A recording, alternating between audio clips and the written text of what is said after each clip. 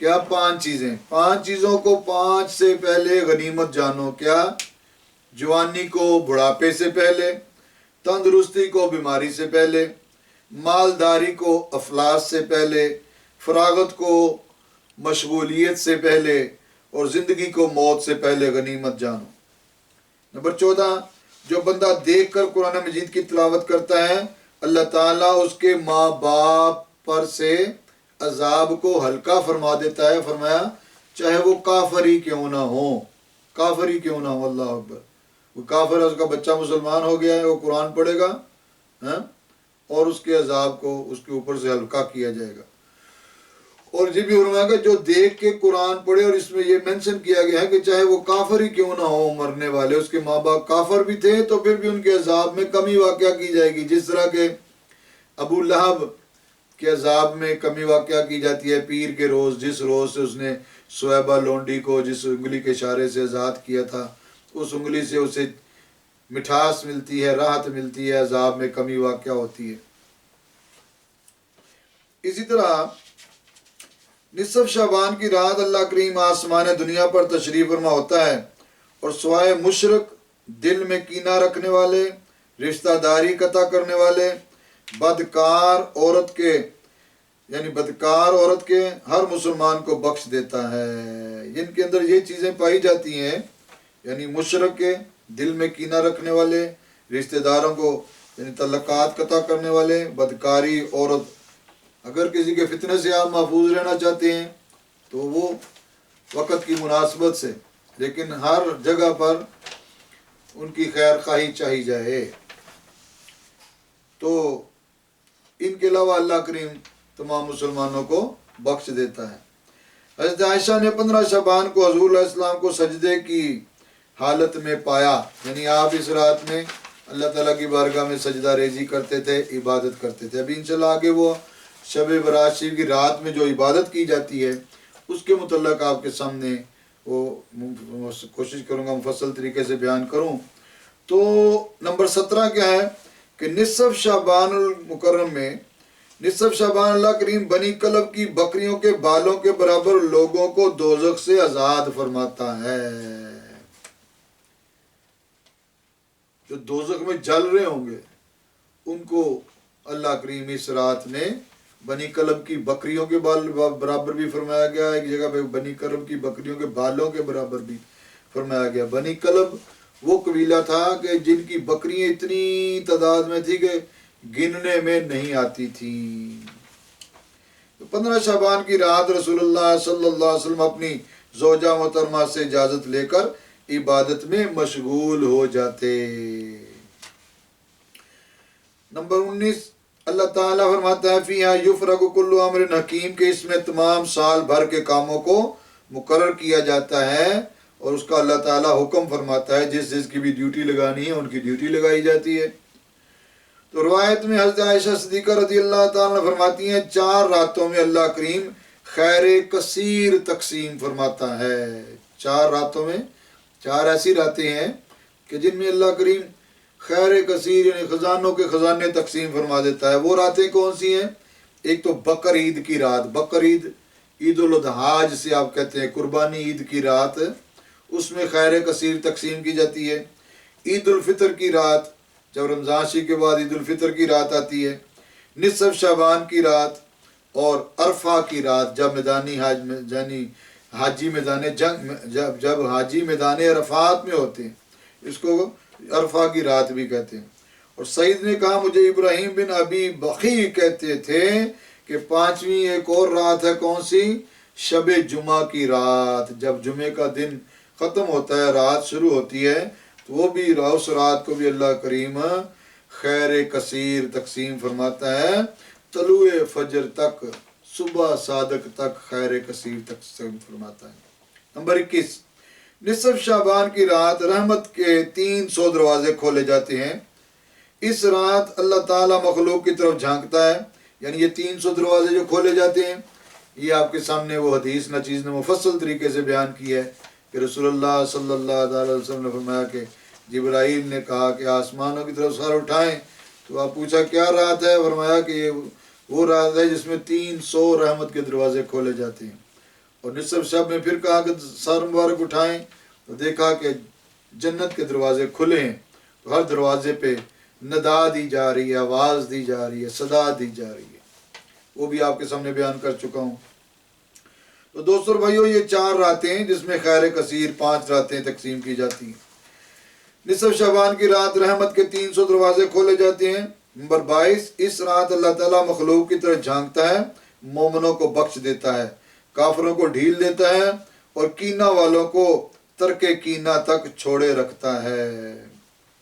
Number 23، مسلمانوں کی دن میں 2 عیدیں ہیں، کیا؟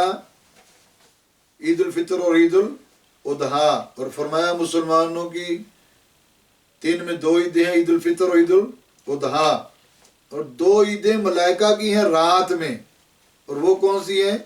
ایک لیلۃ القدر اور ایک لیلۃ البرات، جسے آج نصف شعبان کی رات ہے۔ آج تمام فرشتوں کی عید ہے، وہ آسمانوں پہ خوشیاں منا رہے ہیں، اللہ اکبر۔ نمبر 24، شب قدر مغفرت کی رات ہے، اسے پوشیدہ رکھا گیا ہے، اور شب برات حکم صادر کرنے کی رات ہے کہ لوگ نکاح، سفر، مکانات میں مصروف ہیں اور ان کا کفن ان کے جسم کا منتظر ہوتا ہے۔ لیلۃ القدر کو پوشیدہ رکھا گیا کہ اس کو تلاش کرو، رمضان المبارک کے آخری عشرے کی طاق راتوں میں تلاش کرو، 21، 23، 25، 27، 29۔ لیکن لیلۃ البرات کو اعلان کر دیا گیا نصف شعبان کی رات، 15ویں شعبان کی رات، کیا کہ اس میں لوگ شادیوں میں مصروف ہیں، مکان بنانے میں مصروف ہیں، سفر کرنے میں مصروف ہیں، اپنے کاروبار میں مصروف ہیں، لیکن ان کا جو کفن ہے وہ بازار میں آ چکا ہے اور ان کا کفن ان کے جسم کا انتظار کر رہا ہے۔ یہ میں نے تمام چیزیں حدیث کی روشنی میں ترتیب دی ہیں تاکہ سمجھنے میں آپ کو آسانی ہو جائے۔ اور فرمایا 15 شعبان کی شب کے بعد جب حسن بصری اپنے گھر سے باہر آتے تو یوں معلوم ہوتا ہے شاید قبر سے باہر آئے ہوں۔ استفسار پر فرمایا جو شخص کسی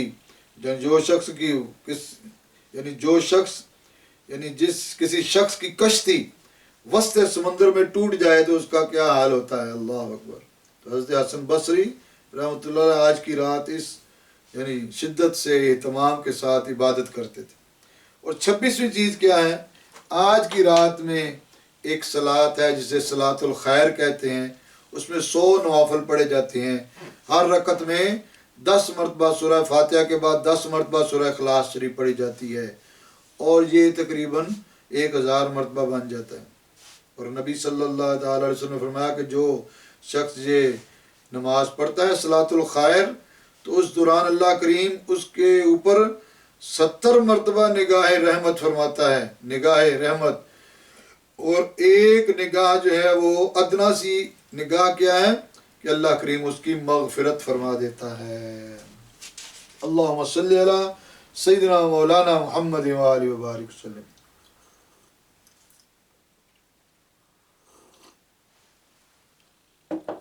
دوستو اور بھائیو، یہ الحمدللہ قرآنی آیات کی روشنی میں بھی حدیث کی روشنی میں بھی آج کی رات کی فضیلت آپ کے سامنے بیان کی ہے۔ اب تیسری چیز جو کہ آج کی رات میں عبادت کی جاتی ہے وہ آپ کے سامنے بیان کرتا ہوں کہ نصف شعبان کی رات کو عبادت۔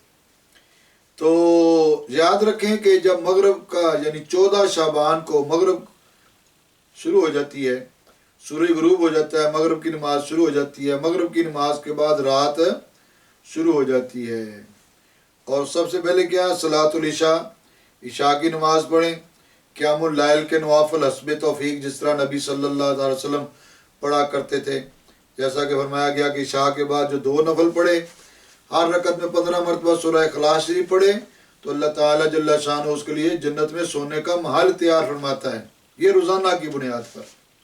اور اس طرح عشاء کی نماز کے بعد جس نے 4 نوافل پڑھے گویا کہ وہ نوافل اس نے لیلۃ القدر میں پڑھے۔